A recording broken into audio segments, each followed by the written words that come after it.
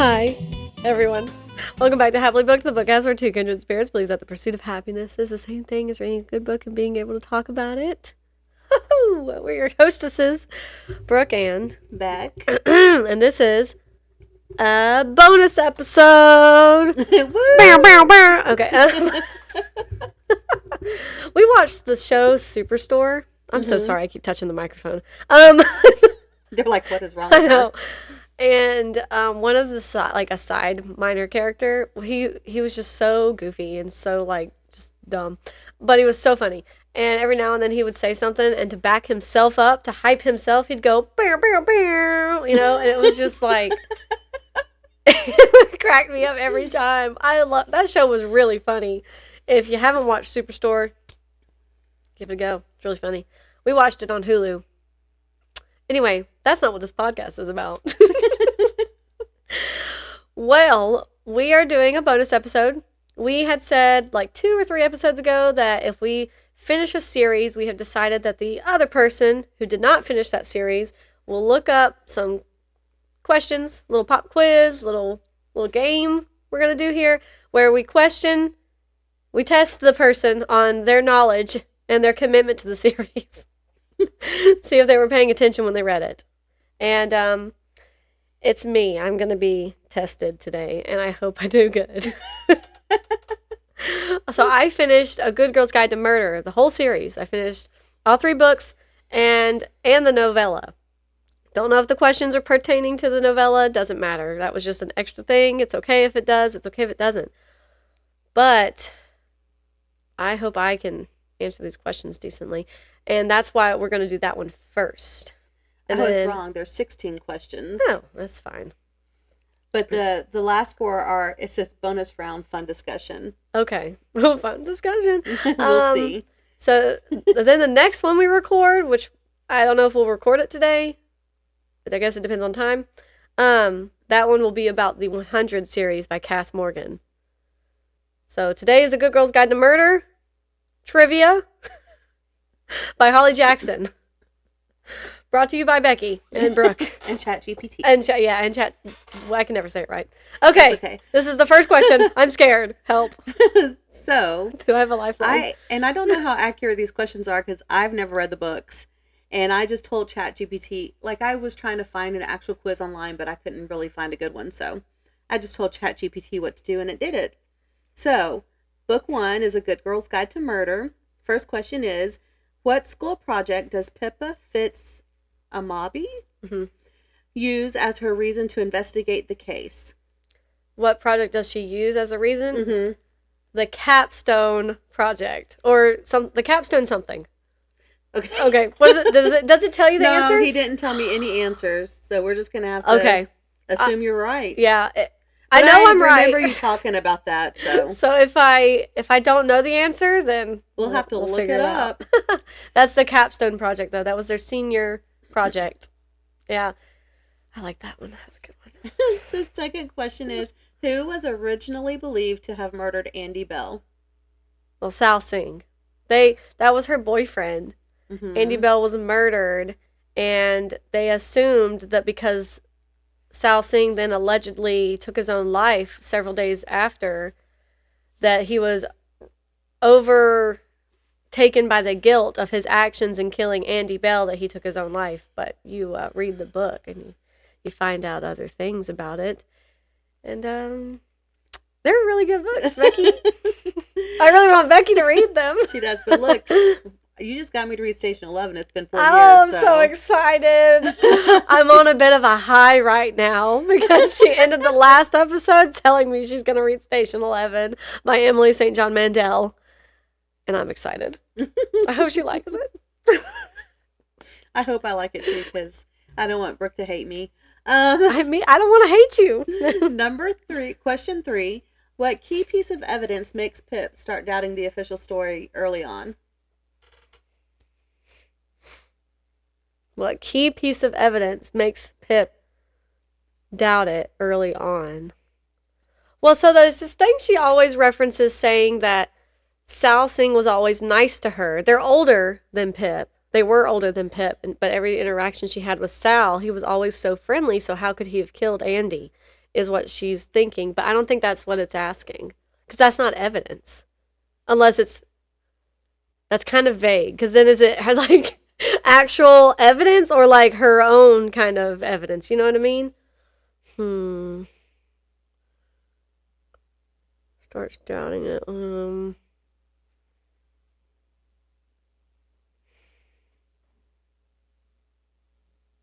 I don't know. Other than that, I can't think of. It would have to do with like maybe the circumstances in which his body was found. Okay, so this is, I asked it the answer. Is that Your an hand is app? cold. Yes. Okay, just curious. I don't use it, so I don't know. ChatGPT's answer is the key piece of evidence is that Andy Bell was secretly seeing multiple older men, Okay, not yeah. just Sal. This discovery makes Pippa realize that the case is far more complicated than a simple jealous boyfriend scenario. Because then you could look at that and say, well, then Sal had motive. But you could also then look at it probably the way Pippa looked at it and say, well, then they could have killed her. Right, there were other possible people. Yeah. Question 4, and I don't know if you want to answer this one because it might ruin it for somebody. Who actually killed Andy Bell? We could put that there's spoilers. I know who killed Andy Bell. Okay, but then you might not read it. That's true. That's true. You're probably not going to read them anytime soon anyway, though. And I might forget. I'm old. That happens to me a lot. Okay, spoilers. Spoilers. Andy Bell's sister is actually the one who kills her. Oh my goodness. Yeah, there's a lot that goes into the why. Because she didn't actually want to kill her sister, but something happened that triggered something else that then pissed Becca off, which is her sister. Mm-hmm. And so do I want to give away all of it? We could just leave it at that. No, Becca Bell was sexually assaulted by somebody that Andy Bell supplied roofies for. Oh. So they used those roofies on Becca's sister. She didn't know this. Becca didn't know that. But she was like trying to make her own money to like get out of town. Which is explained even further out in the series. And so they roofied, what's her name? What did I say? Becca? Becca. They roofied Becca, sexually assaulted her. She came home, talked to Andy about it.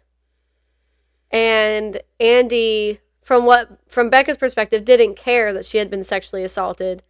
And something had previously happened with Andy earlier in the night, giving her a head injury. And so then out of rage that Becca didn't care that she basically helped her get assaulted, she like shoves her sister and she hits her head. But she had already hit her head prior and gotten this damaging head injury. And it ended up causing her to pass out, but then like she was seizing or something. And she ended up like vomiting. Oh. And she choked on it, but her sister didn't do anything about it. She just like let her die. Oh. But it was more like she's in shock from what's happening, letting her die. She wasn't like sinister. It wasn't sinister. She wasn't trying to let her die. You know what I mean? So go to court about that however you need to, but she wasn't trying to kill her. So there's a lot that goes on in these books. Wow. They're crazy, Becky. This is why I'm in a reading slump, because they were so good. Okay. Okay. That's all for book 1. Already. First question for book 2. Okay. What is the name of Pip's true crime podcast? Oh, that's too easy. It should have made a harder question. She names the podcast A Good Girl's Guide to Murder. Oh. They should have made a more difficult one. Okay, whose disappearance draws Pip back into investigating? I can't think of his name. They're brothers. Connor, and it's not Connor that's missing, it's his brother. I can't think of his name. Jesse, I think. I think his name is Jesse. Let me see if it tells you. It's like, I think it's Jesse. because their last names is Reynolds. It's Connor Reynolds, and I'm gonna have to go with Jesse Reynolds. Might be wrong, but yeah, he goes missing, and it was such a good book. That one kept me up till 2 a.m. Jamie, I was close. Dang, rats. Yeah, that was a really good one. I really I'm terrified of the idea of people just vanishing, but I am fascinated and intrigued by people just vanishing. So I love a good missing person story. Well, Jesse starts with a J, so does Jamie, and it ends with an E, so does Jamie. So I mean, I'm basically right. You're really close there. Thanks. What personal rule of promise did Pip make at the start of the book that she ends up breaking? What personal rule? Okay, it could be a couple things. It could be that she promised she wasn't going to investigate anymore because of the impact that the previous investigation that she did had on her. So she didn't want to actually get intimately involved again, but then she ends up breaking that promise. Or that's it. Okay. I won't say what the other thing is. Okay. Who is revealed to be behind the crime in this book?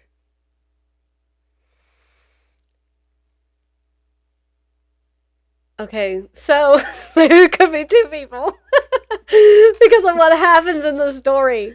I can't ask ChatGPT any more questions. I'll have to Google it. Oh no! So Jamie is the one who goes missing. So the person who actually ends up holding him, I guess, hostage is Stanley Forbes. But yeah, I guess that's the point. I won't reveal the rest of the other thing, because the whole point of the story is Jamie's missing, and then something ends up happening regarding Stanley Forbes. So I'll just say Stanley Forbes. He's not a bad guy, but something happens where he has to keep Jamie in his basement. Which makes him sound like he's a bad guy. Anyway, that traumatized me. That end of that book traumatized me. That was a good one. Okay.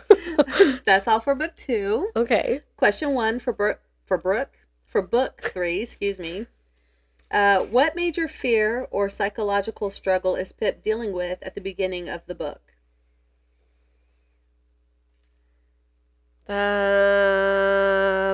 You just read this one. Yeah. That someone's out to get her. Basically.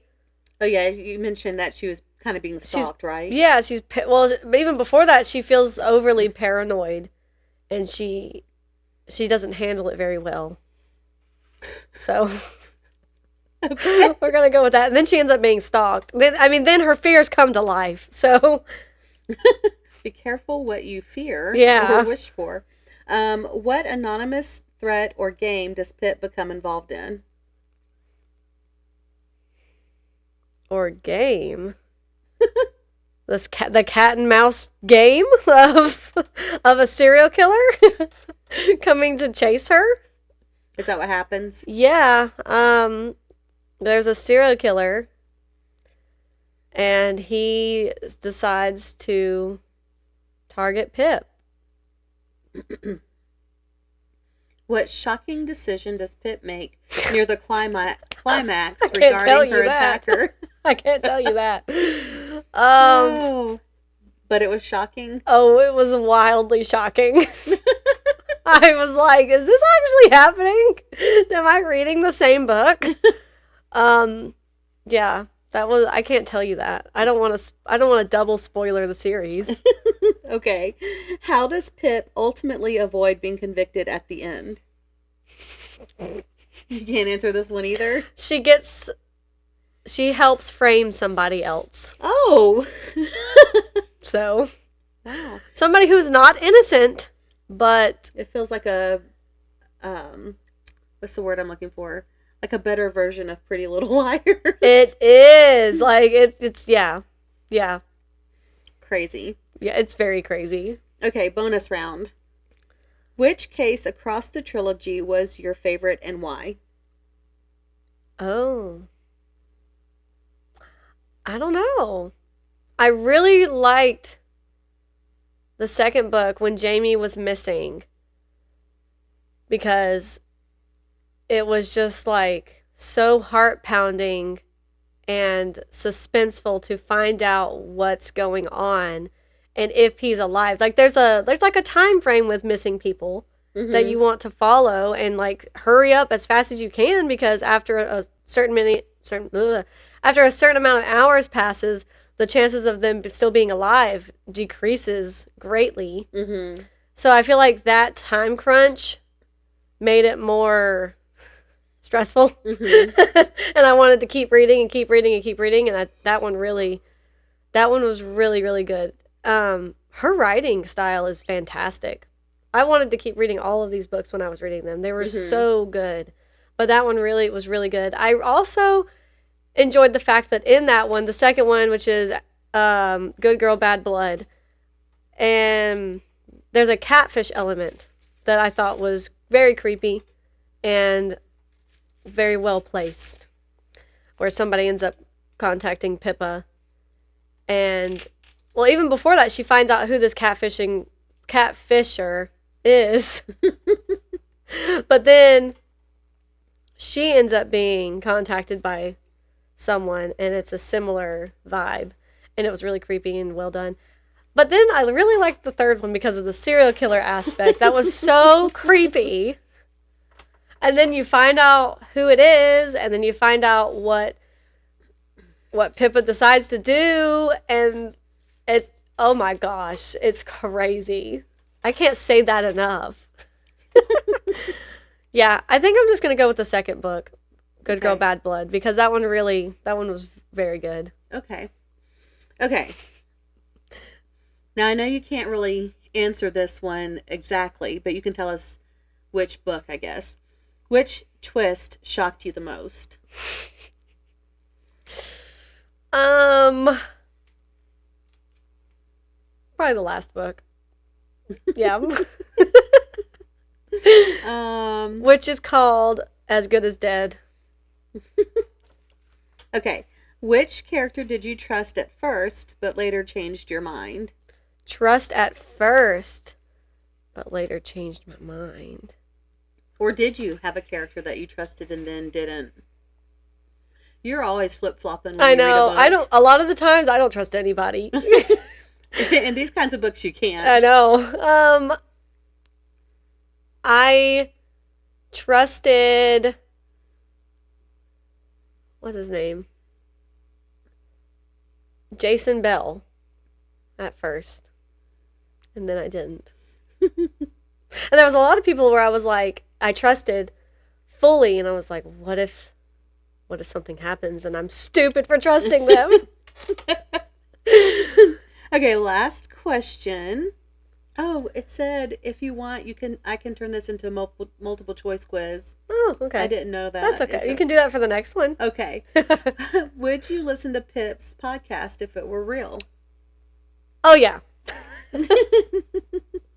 If I had the time to listen to podcasts, because there's a lot of good true crime podcasts that I don't listen to. Yeah. But yeah, that was a good one. Also, if you listen to the audiobook versions of these books, it feels almost like you're listening to her podcast for certain chapters. Mm-hmm. But, yeah, very good. That was good. Good job. Thank you. Yeah, you're welcome. Thank you, ChatGPT. Now, don't use ChatGPT to ask advice on love. Don't use it to cheat on schoolwork. Yeah. But if you need to come up with a pop quiz. There you go. Yep. Okay. Well, if anybody's read the series and was like, Brooke, you're wrong, leave a subtle and polite comment so we don't spoil it. It doesn't. Oh, I see what you're saying. I was going to say, it doesn't have to be subtle. I see what you're saying. You can message us on Instagram, not so subtly. Yeah. You can email us. Yeah, you can email us, not so subtly. I just don't want to spoil it too much. Yeah. that was fun to do. That was fun. I liked it. All Now right. you need to finish. I thought about like, should I? It's been so long since you've read some of these like fantasy It series, has. and I don't know. I probably wouldn't remember enough of anything to. Yeah. You should try though. You should try to find Okay. one like Legends of the First Empire, because that was the very first one that I read. Yeah. And see how much I can remember. Yeah. And I thought about like going ahead and doing it, but then I was like, what if she doesn't want to because it's been so long? It has been a while, but I mean, we can could see. try. We can see how much I've retained. You might even remember more than you thought. Yeah. Okay. Hope you This is enjoyed gonna that. be fun. I like it's gonna make me read more series. All right, you guys. Yeah, we hope you had a good time with that. With that video. So this is I'm so sorry. Good, I'm no. interrupting you. This is I've only like a interrupted you 20-minute episode, so we could probably just record the next one, Okay. the 100. Try and make it multiple choice. We'll see if it will let me, because it doesn't, now no big deal. I've used my 3. I don't have a thing with I used to, but it's expensive, so Yeah, it's okay. don't It's have not that unlimited. deep. So We'll see. I'll try. I did better than I thought. You did a good So job. All right. Well, we'll see you next time on Happily Booked. yep. Thank you, Kindred Spirits, for watching and listening. Until next time, stay happily booked. Toodaloo. Bye.